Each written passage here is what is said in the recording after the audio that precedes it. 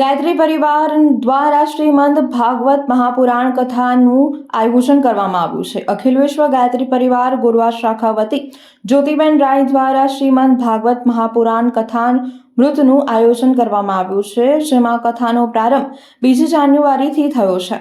કથાના પ્રારંભ પૂર્વે યોજાયેલી શોભાયાત્રામાં મોટી સંખ્યામાં ભક્તો જોડાયા હતા।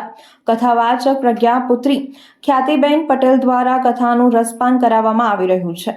આગામી 9 જાન્યુઆરી સુધી ગોરવા તળાવ પાસે ગુજરાત હાઉસિંગ બોર્ડ નજીક મંગલદીપ કોમ્પ્લેક્સના પ્લોટ પાસે કથાનું રસપાન થઈ શકશે।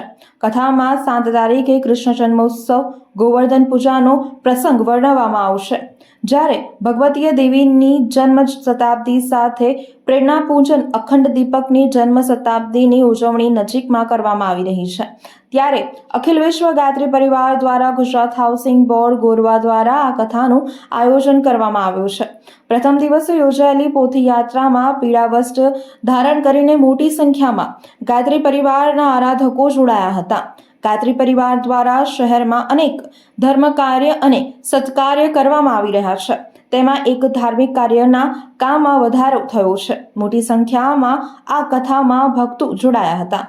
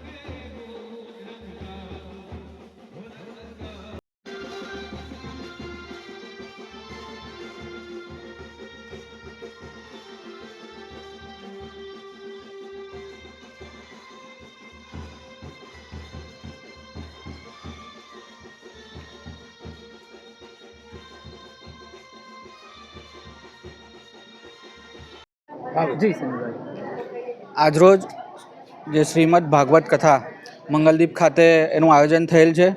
આજે એની શોભાયાત્રા અહીંયા હાઉસિંગ બોર્ડથી લઈને જ્યાં મંગલદીપ જ્યાં કથા કરવાના છે ત્યાં સુધી આ શોભાયાત્રાનું આયોજન કરેલ છે। 3 તારીખથી 9 તારીખ સુધી શ્રીમદ ભાગવત કથા ચાલવાની છે, ત્યારે અહીંયા આ વિસ્તારના અને આજુબાજુના વિસ્તારના સૌ લોકોને ભક્તજનોને આ ભાગવત કથાનું જે આયોજન અખિલ વિશ્વ ગાયત્રી પરિવાર ગોરવા દ્વારા કરવામાં આવેલ છે, એમાં આપને ભાવભીનું આમંત્રણ છે। વડોદરાના સમાચાર જુઓ તથા આપણી ચેનલને સબસ્ક્રાઇબ કરો અથવા સંપર્ક કરો।